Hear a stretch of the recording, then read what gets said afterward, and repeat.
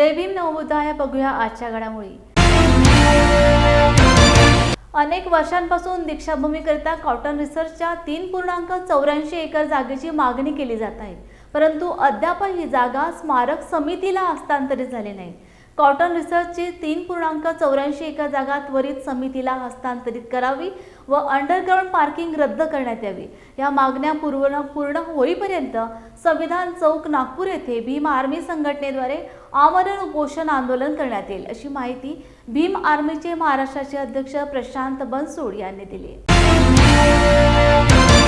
Lord Buddha TV में आपका स्वागत करती हूँ। हम आए हैं संविधान चौक पर। यहाँ पर चल रहे दीक्षा भूमि के विरोध में आंदोलन कर रहे भीम आर्मी के प्रशांत बनसोड सर से हम बात करेंगे, जो कि महाराष्ट्र के उपाध्यक्ष है। जिस तरह आपको पता है कि दीक्षा भूमि जो कि भारत के धार्मिक स्थलों में से एक है, संपूर्ण भारत से हर अनुयायी, हर दीक्षा भूमि प्रेमी यहाँ पर दर्शन के लिए आते हैं और इसका सौंदर्यीकरण और नवनिर्माण का कार्य शुरू कर दिया गया है, जिसमें बेसमेंट पार्किंग का भी प्रावधान रखा गया है। इस विषय पर विरोध करने के लिए हमारे साथ हम खास चर्चा करेंगे प्रशांत बनसोड सर से, जिन्होंने आमरण उपोषण किया है, जिसका विरोध किया है, पिछले 3 दिनों से उपोषण में बैठे। तो सर से हम चर्चा करेंगे। सर, हम आपसे जानना चाहते हैं कि जिस प्रकार दीक्षा भूमि सौंदर्यीकरण में बेसमेंट पार्किंग का प्रावधान दिया गया है, तो इस विषय पे आपका क्या कहना है? सबसे पहले सभी साथियों को मेरा विनम्र जय भीम। भीम आर्मी की हमारी भूमिका ये है कि बेसमेंट पार्किंग का जो प्रावधान किया गया वो पूर्णतः गलत है। अगर भीम दीक्षा भूमि स्मारक समिति ने पिछले कई सालों से एक कॉटन रिसर्च की जो जगह है 3.84 एकर्स, वो जगह की मांगनी की है। अगर वो जगह राज्य शासन और केंद्र शासन के माध्यम से कृषि विभाग की जो ज़मीन है अगर वो तुरंत हस्तांतरित हो जाती थी तो इस तरीके की बेसमेंट पार्किंग करने की नौबत नहीं आती थी। और जिस तरीके से एक अम्बेडकरी समुदाय का एक प्रचंड रोष स्मारक समिति पे था, राज्य शासन के प्रति था बेसमेंट पार्किंग को लेकर, वो न होता। और सर, आपकी इसके अलावा मांगा कि 3.84 एकड़ जो ज़मीन है वो वापस कर दी जानी चाहिए।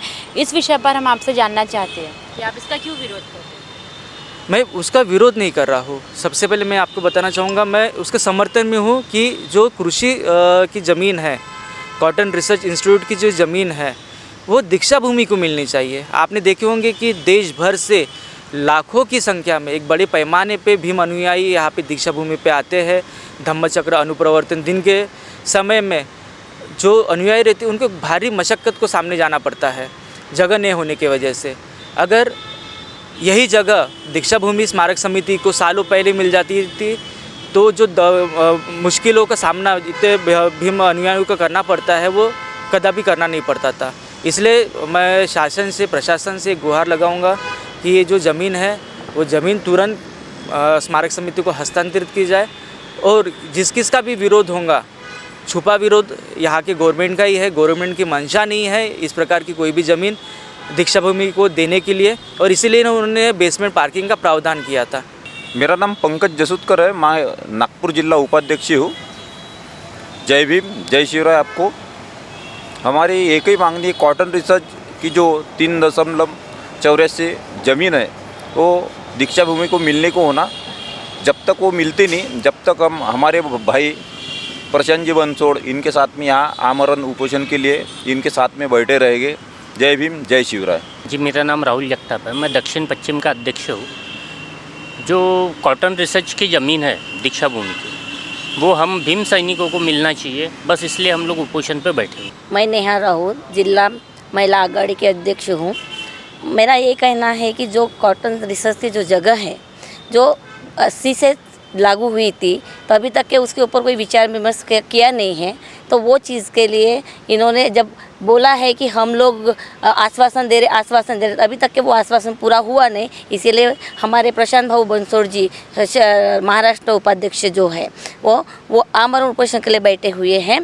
तो हमारा एक ही कहना है कि जो आम जनता जो आती है दीक्षा भूमि पे, एक पावन भूमि है दीक्षा भूमि, सब दर्शन के लिए आते, उनको हर चीज़ का प्रॉब्लम होता है कि कोई चीज़ के लिए जाते हैं, कैसे बैठने उठने की जगह होती है, इतनी सारी पब्लिक होती है, उनके लिए कोई जगह नहीं रहती है।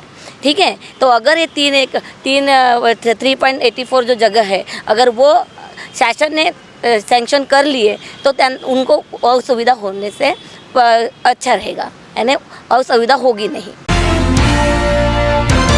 येत्या 8 जुलै रोजी मराठा योद्धा मनोज जरांगे पाटील हे नांदेड येथे येत असून त्यांच्या मुख्य उपस्थितीत भव्य मराठा आरक्षण संवाद रॅलीचे आयोजन करण्यात आले आहे।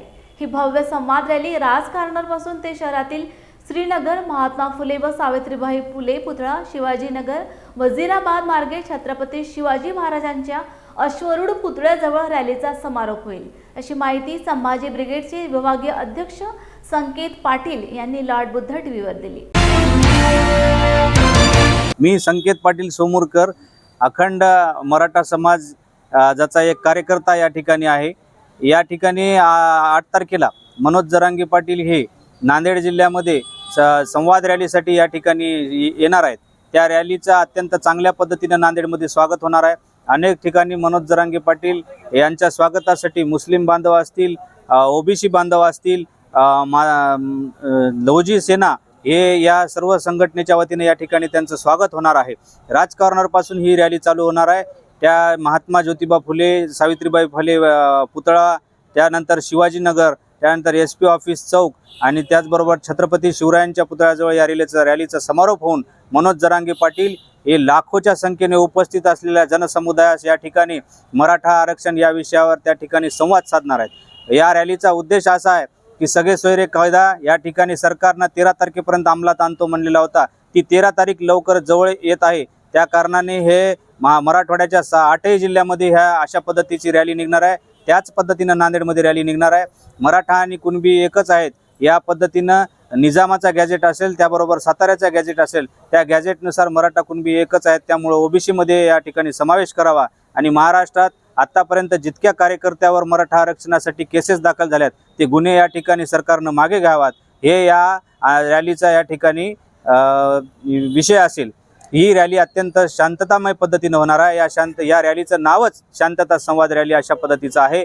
तरी समाज बांधवांना आमची या ठिकाणी विनंती आहे की आपण या रॅलीमध्ये शांततेच्या पद्धतीने या ठिकाणी सामील व्हावं। आपण आल्यानंतर आपल्या पार्किंगची व्यवस्था या ठिकाणी हिंगोली गेट येथे असलेल्या गुरुद्वारा मैदानावर, त्याचबरोबर नवामुंडा मैदानावर, त्याचबरोबर तिकडून किनवट माहूरकडून येणाऱ्यांसाठी कॅनल रोडवर या 3 ठिकाणी पार्किंगची व्यवस्था केलेली आहे। अत्यंत चांगल्या पद्धतीनं आपण यायचं आहे आणि शिस्तबद्ध पद्धतीनं हा कार्यक्रम आपल्याला संवाद रॅलीचा करायचा आहे, एवढं या ठिकाणी सांगतो।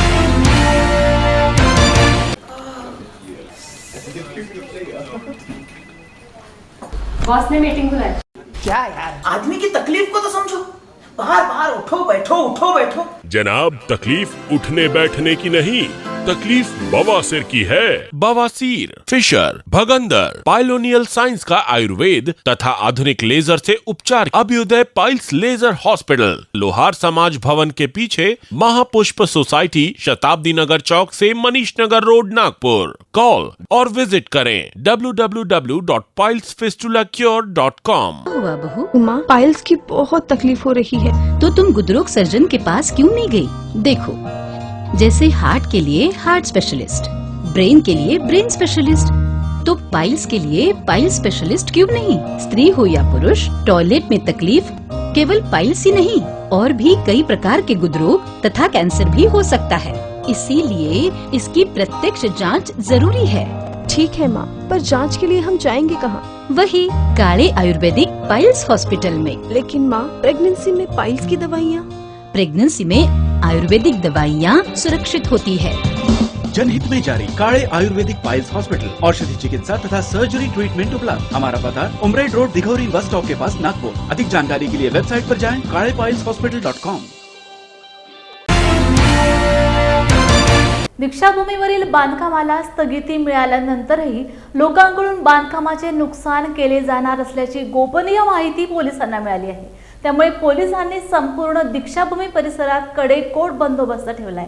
आंदोलनाचे नेतृत्व करणाऱ्याचा शोध लावला जात आहे। त्याच आधारावर पुढे अटकेची कारवाई केली जाणार आहे। मिळालेल्या माहितीनुसार सोमवारी विरोध प्रदर्शनासाठी आलेले बहुतांश लोक हे वर्धा आणि चंद्रपूर येथून आल्याची माहिती पोलिसांना मिळाली आहे। या संदर्भात आमच्या प्रतिनिधी यांनी भंते हर्षबोधी यांच्या या संदर्भात प्रतिक्रिया जाणून घेतल्या आहेत।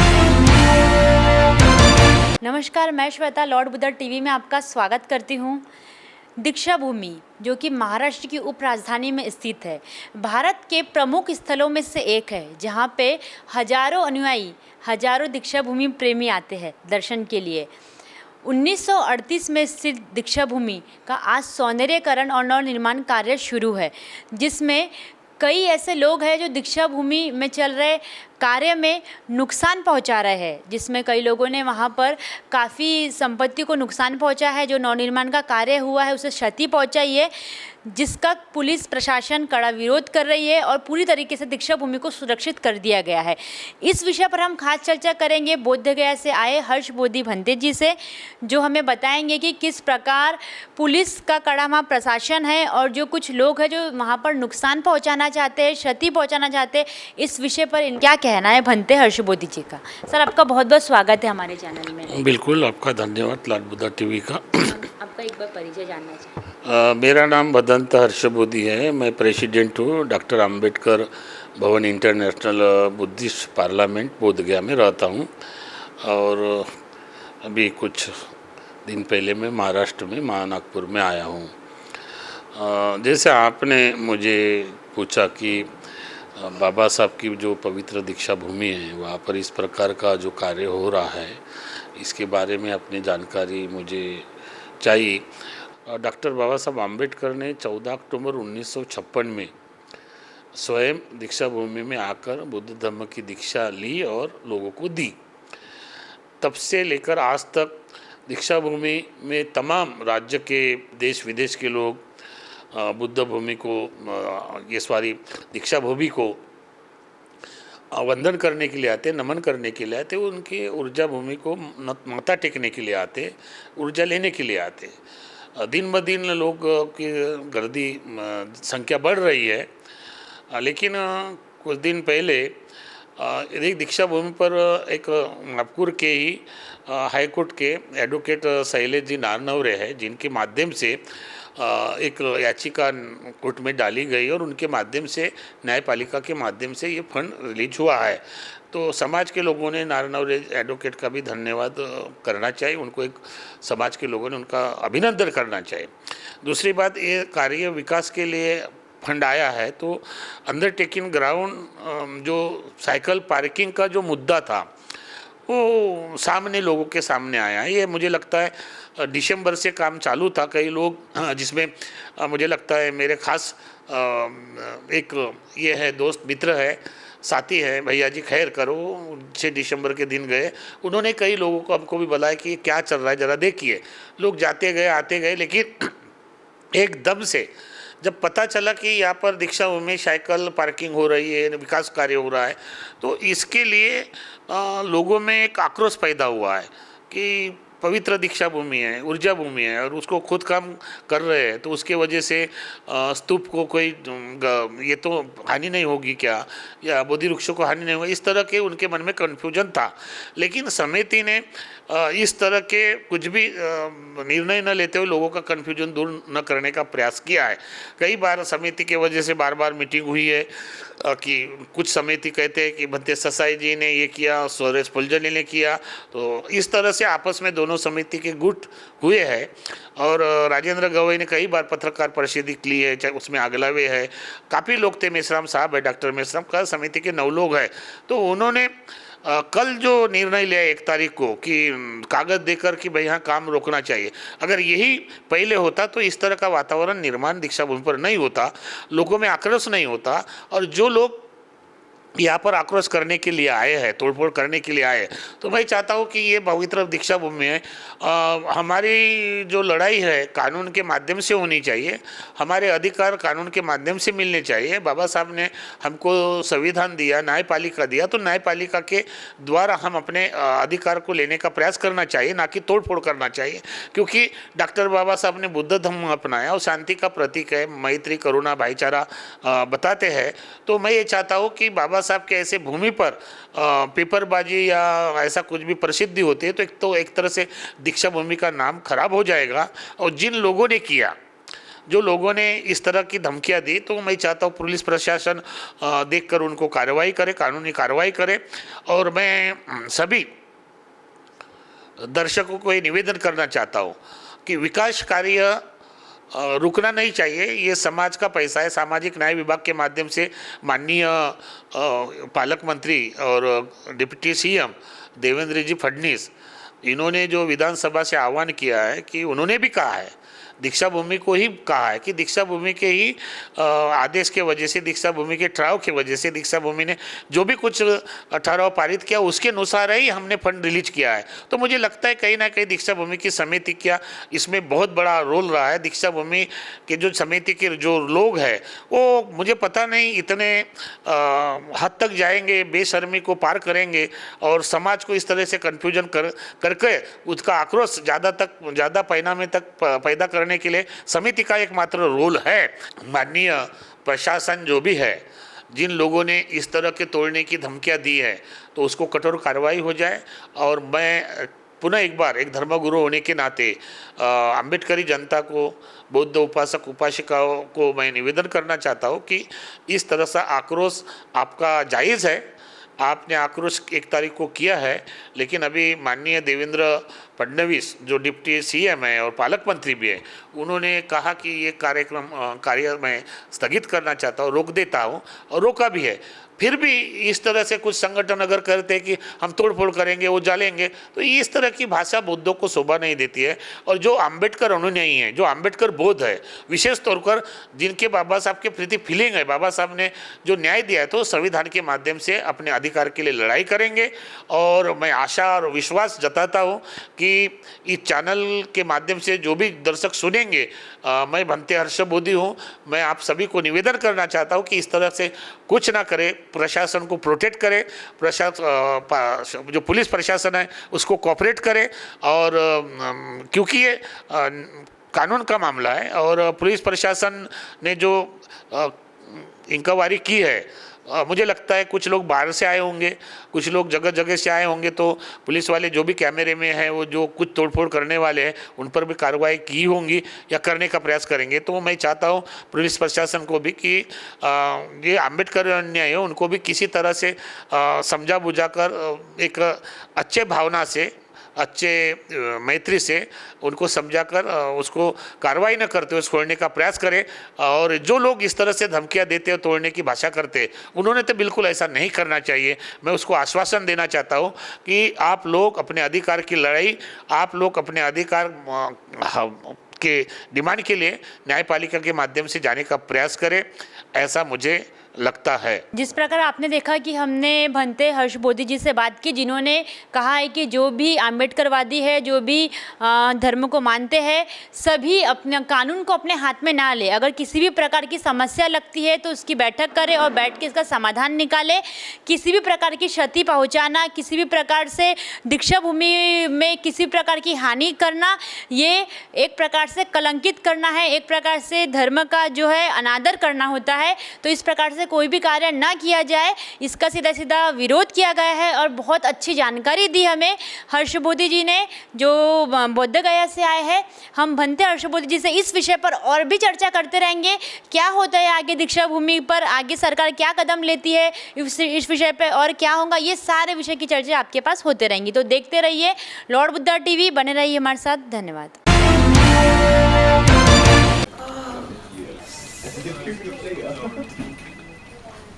बॉस ने मीटिंग बुलाई। क्या यार, आदमी की तकलीफ को तो समझो। बाहर बाहर उठो बैठो। जनाब, तकलीफ उठने बैठने की नहीं, तकलीफ बवासीर की है। बवासीर, फिशर, भगंदर, पाइलोनियल साइंस का आयुर्वेद तथा आधुनिक लेजर से उपचार। अभ्युदय पाइल्स लेजर हॉस्पिटल, लोहार समाज भवन के पीछे, महापुष्प सोसाइटी, शताब्दी नगर चौक से मनीष नगर रोड, नागपुर। कॉल और विजिट करें www.pilesfistulacure.com। हुआ बहू? माँ, पाइल्स की बहुत तकलीफ हो रही है। तो तुम गुदरोग सर्जन के पास क्यों नहीं गई?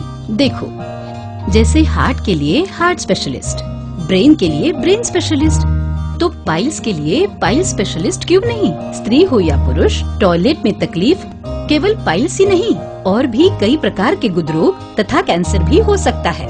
इसीलिए इसकी प्रत्यक्ष जांच जरूरी है। ठीक है माँ, पर जांच के लिए हम जाएंगे कहाँ? वही काले आयुर्वेदिक पाइल्स हॉस्पिटल में। लेकिन माँ, प्रेगनेंसी में पाइल्स की दवाइयाँ? प्रेगनेंसी में आयुर्वेदिक दवाइयाँ सुरक्षित होती है। जनहित में जारी। काळे आयुर्वेदिक पाइल्स हॉस्पिटल, औषधि चिकित्सा तथा सर्जरी ट्रीटमेंट उपलब्ध। हमारा पता उमरेड रोड, दिघौरी बस स्टॉप के पास, नागपुर। अधिक जानकारी के लिए वेबसाइट पर जाएं kalepailshospital.com। गोंदिया जिल्ह्यात यंदा पावसाने उशिरा हजेरी लावली, त्यामुळे अनेक शेतकऱ्यांच्या पेरण्या लांबणीवर गेल्या असल्याचं दिसून येत आहे।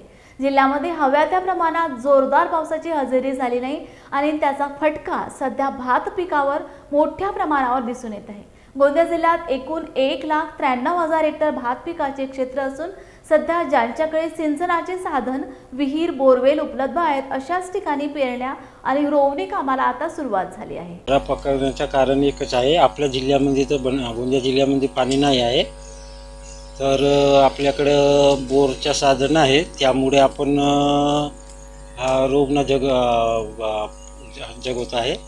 पण पाणी आल्या पाहिजे ने सर्वांनी रोवणं केल्या पाहिजे, पकडल्या पाहिजे, हे माझी विनंती आहे।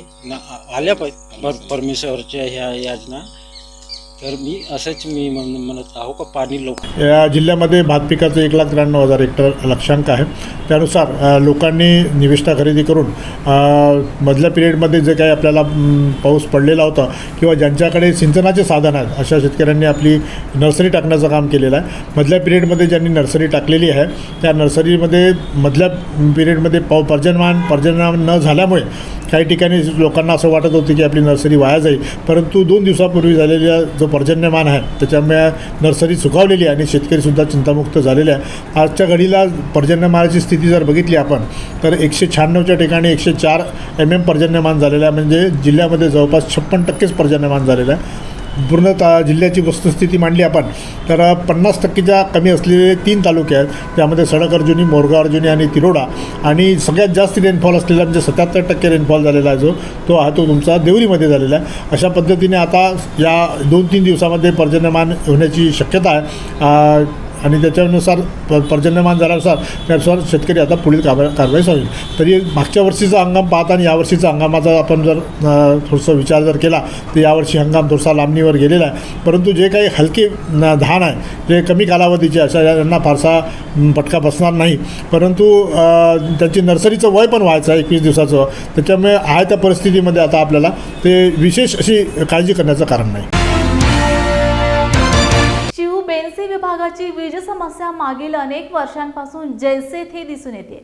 वर्षाचे 12 महिने उन्हाळा, पावसाळा व हिवाळा कोणत्याही ऋतूत वीज बत्ती गुल होऊन विजेचा लपंडाव सुरूच असतो।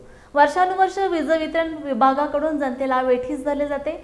आज घडीला पावसाळा सुरू असून दिवसा व रात्री सातत्याने वीज बत्ती गुल होत असल्याने शिहू बेनसी विभागातील जनता प्रचंड त्रासली, तर वीज वितरण विभागाच्या विरोधात वीज वितरण कार्यालयावर भव्य मोर्चा काढून अधिकाऱ्यांना घेराव घालू असा इशारा यावेळी देण्यात आलाय।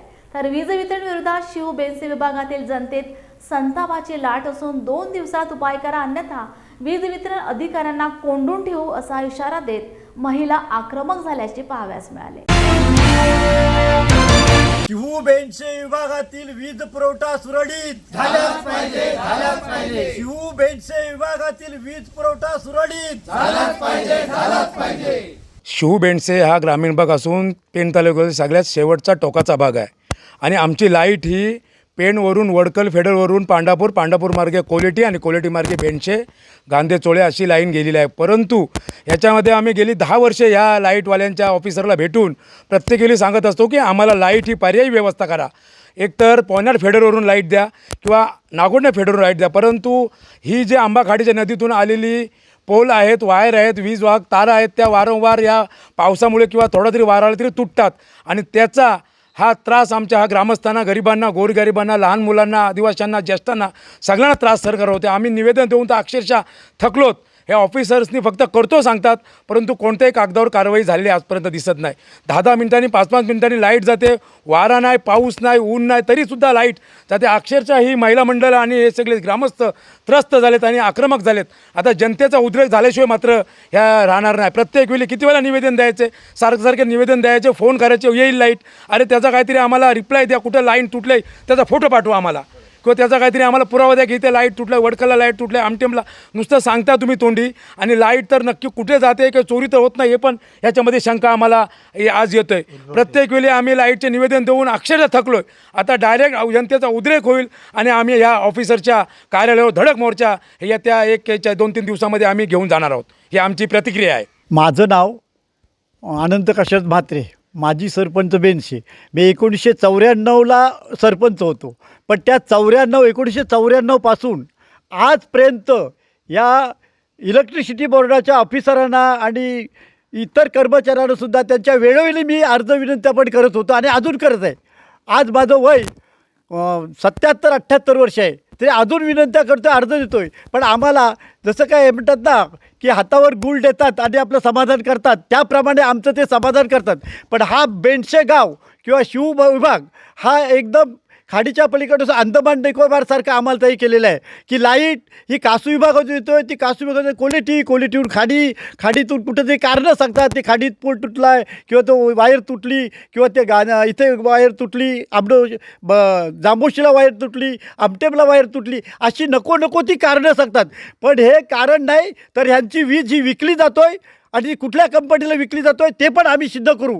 पण ह्याबाबत जसं आम्ही बेंडशे मंदिरात एका वायरमॅन इलेक्ट्रिसिटी बोर्डाच्या अधिकाऱ्याला कोंडून ठेवलं होतं आणि ज्या वेळेस त्यांनी ते प्रश्न सोडवला तेव्हा त्याची सुटका केली. आधी मोठमोठे अधिकारी आले ते तालुक्याचे, जिल्ह्याचे, तेव्हा त्यांना आम्ही सोडला आणि त्यावेळेसच आम्ही त्यांना मारणार होतो. पण आम्ही सनदशीर मार्गातली लोक आहोत, सनदशीर मार्गातली लोक असल्यामुळं आम्ही विचार करतो. पण या विचाराचा फायदा ह्या इलेक्ट्रिसिटी बोर्डाने जास्त आमचा उचललेला आहे. तेव्हा ह्यापुढे आम्ही आता फायदा उचलून देणार नाही.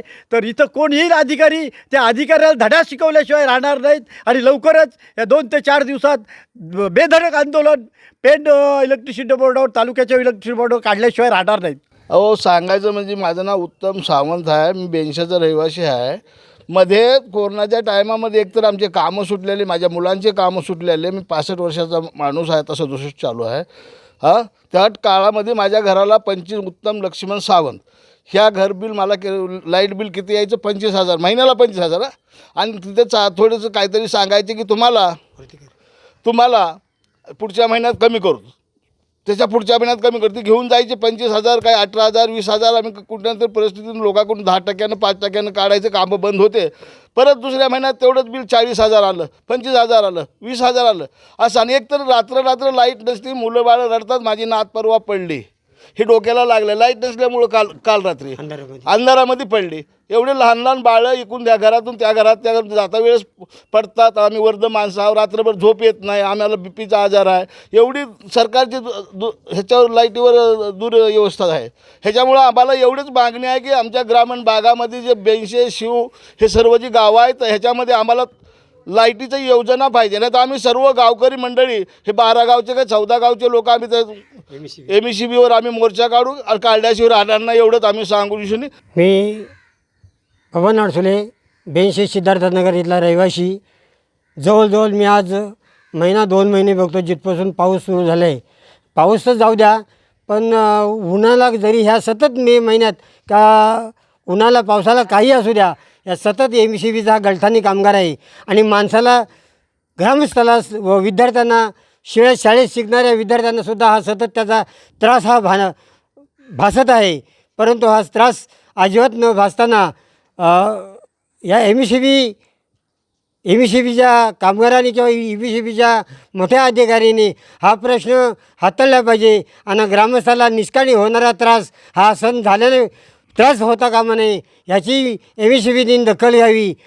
एक रात्रभर 2 रात्रीभर लाईट जर नसते तर आज शाळेतल्या मुलांनी अभ्यास कसा करायचा, आणि शाळेतल्या मुलांनी अभ्यास करायचा का हा प्रश्न बाजूला असून सुद्धा शाळेतल्या मुलांच्या आईबापांनी त्यांना डबा कसा बनवायचा, त्यांचं जेवणपाणी कसं करायचा, त्याचं संगोपन कसं करायचा, अशी परिस्थिती सतत या विभागामध्ये विजेच्या मुलं आम्हाला भासवत आहे. तर यासाठी MSCBने याची दखल घ्यावी व आमचा वीज पुरवठा हा सतत चालू असावा याची आम्ही त्यांना विनंती करतो. बातमीपत्रात वेळ झाली आहे, इथेच थांबण्याची. पुन्हा भेटूया नव्या घडामोडी घेऊन. जय भीम.